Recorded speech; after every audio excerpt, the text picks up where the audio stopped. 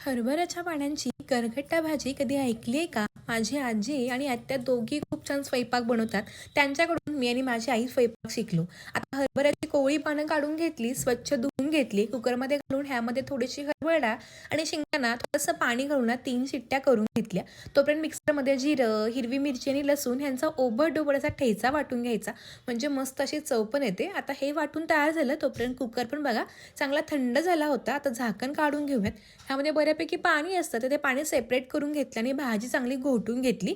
यामध्ये डाळीचं पीठ घातलं, पुन्हा सगळं मिक्स केलं आणि मगाशी काढून घेतलेलं पाणी पुन्हा ह्याच्यामध्ये टाकून पुन्हा छान असं मिक्स करून घेतलं. एका कढईमध्ये तेल, हिंग आणि वाटून घेतलेलं वाटण घालून तेलावरती परतलं.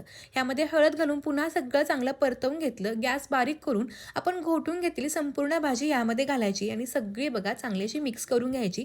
डाळीच्या पिठामुळे छान असा एकसंधपणा येतो. चवीनुसार मीठ घालून पुन्हा सगळं चांगलं मिक्स केलं. गॅस मध्यम करून झाकण ठेवून 3 ते 4 मिनिटं ही भाजी चांगली शिजवून घेतली. मस्त अशी छान दणकून उकळ्या आलेल्या आहेत भाजीला आणि मस्त खमंग पण आलेला आहे. ही गरगट्टा भाजी भाकरी, चपाती, अगदी भात कशासोबतही खूप छान लागते.